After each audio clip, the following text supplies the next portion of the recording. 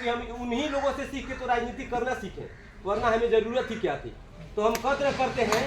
लेकिन यहाँ पे उस दिन खड़े थे तो हमारे महामंत्री साहब सबके सामने आंख में आंख मिला के ये बात बोले हैं, सबको याद होगा कि PWI हरदम हमसे बोलता है कि ट्रैकमैन की समस्या है। क्या समस्या? मुझे तो ट्रैकमैन की कुछ समस्या ही नहीं दिख रही। आप सब लोग थे यहाँ, हम भी थे, कुछ नहीं दिख रही। अरे 2 वक्त का खाना, 5 मिनट कोई लेट से आए तो काम पे लेना, कौन नहीं ले रहा है? थोड़ा हमको बताओ। या उसके बाद साल में 2 बार छुट्टी जाना, कौन नहीं छुट्टी दे रहा है? हमको बताओ। क्या आप सबकी यही समस्या है? नहीं। और अगर यही समस्या नहीं है तो उस दिन यहाँ पे खड़े ट्रैकमैन, हम तो इसलिए नहीं विरोध किए कि घर आए मेहमान का विरोध नहीं करना चाहिए, लेकिन एक भी ट्रैकमैन हमारे बीच से सबसे ज़्यादा झंडा लेके वही लोग खड़े थे, लेकिन एक भी ट्रैकमैन इस चीज़ का विरोध नहीं किए कि हमारे पास अगर समस्या गिनवाए तो 1000 समस्या है, और अगर हमारे पास समस्या नहीं है तो ये जो पताखा फहराया गया स्टेशन परिसर पे क्यों नहीं फहराया गया? जिनके पास समस्या है वहाँ फहरा के दिखाओ ना थोड़ा। उनको पता है कि सबसे ज़्यादा, अब बाहरी लोगों को, राहुल गांधी तक को पता चल गया कि सबसे ज़्यादा शोषित प्रताड़ित ट्रैकमैन है। आपकी लाइफ ट्रैक से शुरू होकर ट्रैक पे ही खत्म हो जाती है। लेकिन ये विडंबना है कि हमारे ही मतलब कि विभाग में कार्यरत एक महामंत्री को इस चीज़ की जानकारी नहीं है कि सबसे ज़्यादा प्रताड़ित और शोषित जो कौम है यही है। अभी तक इनको इस चीज़ का पता ही नहीं चला। अभी तक आप ये चीज बताइए, जो नेता ईमानदारी होते हैं क्या करते हैं? एक ही लेवल के, एक ही गांव में पहले जाते हैं, बिजली पानी की कटौती करवाते हैं, फिर उसको दिलवाते हैं और उसी पे वोट बैंक लेते रहे हैं। आज तक हम सबको भी इसी प्रकार यूज किया गया। कभी भी साथ में आए हुए हमारे साथ इस प्रकार से अन्याय होता आ रहा है कि हम हरदम मतलब कि ओपन नेटवर्क में काम करते हैं, उसके बदौलत भी हमें आपके साथ कंधे से कंधे मिला के रैली में आया जाएगा। लेकिन वो कंधा से कंधा तब आपको याद आएगा जब स्टेशन परिसर में जाइएगा, वहाँ पे आपके साथ जो भेदभाव होता है, आप जब लाल ड्रेस में जाते हैं वहाँ पे आपको पता चलता है कि हमारी वास्तविकता वजूद क्या है।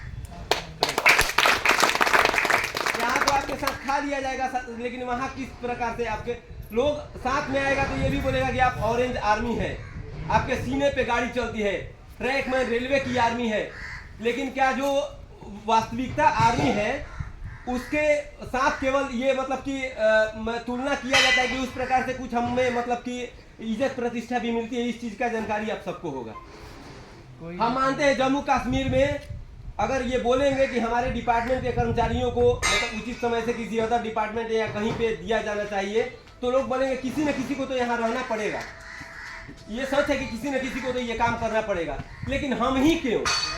इस चीज की है कि आप जानकारी आप लोगों को, हम ही क्यों? जम्मू कश्मीर में ये सबको पता है कि वहाँ पे किसी न किसी फौजी को तो ड्यूटी देना है, लेकिन क्या आजीवन किसी को सौंप दिया जाता है क्या कि तुम ही यहाँ पे मरते रहो? 3 साल रहता है या 5 साल रहता है कि 5-5 साल हर कोई वहाँ पे सर्विस देगा। वैसे जैसे हमको लाके यहाँ डाल दिया गया तो हम ही क्यों इसमें आजीवन हम ही क्यों मरते रहे? कभी सोचा है आपने इस चीज का?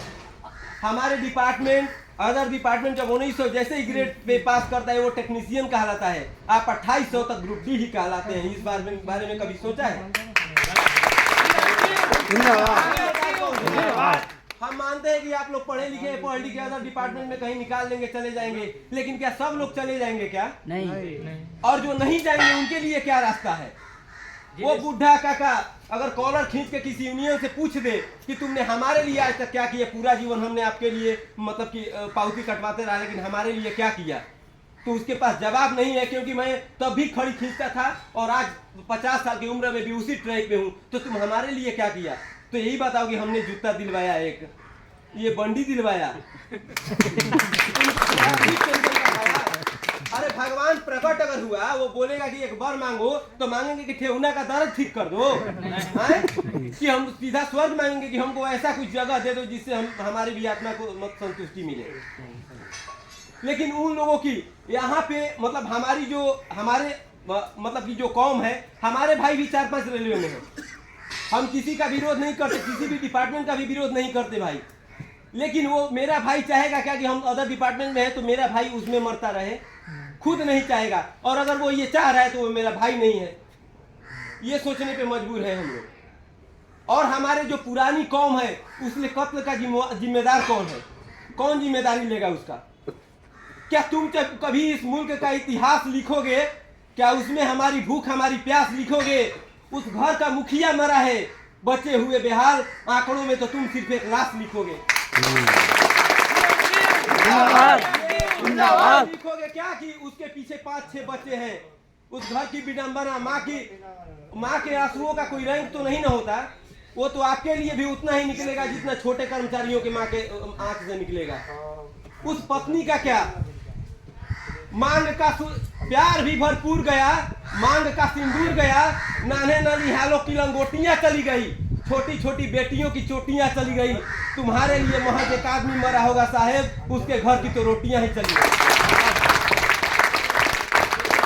बोलते हो कि हमने मतलब ये किया वो किया, हमारे लिए क्या किया आज तक, हम यही सोचने पे मजबूर हैं। तो साथियों, आने वाले 4, 5, 6 दिसंबर को हर एक प्रतिशोध का बदला उस हथौड़े की चोट से हमको लेना है।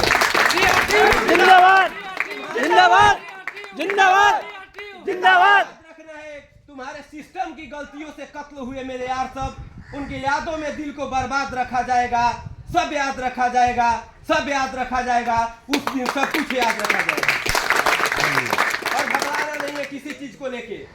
हम आप सबको ये मतलब कि निश्चित तौर पे सजग करते हैं कि किसी हो, कोई भी हो, सामने से कोई भी आए, उसे डरना नहीं है, किसी चीज से कुछ नहीं करना है, सीधा बोलना है कि हम आपने जो आज तक हमारे लिए किया वो हम देखते आए हैं, और अब जो हमें मतलब जिसके लिए करना है वो हम करते रहेंगे, ठीक है। इसके अलावा कुछ भी उनसे सोचना नहीं है या उनकी तरफ देखना नहीं है। अपनी जो कैडर है उसको मतलब कि वोट देके और भारी मतों से विजयी बनाइए, ठीक है। और आने वाले दिनों में ये हम सबके लिए सुनहरा अवसर है। और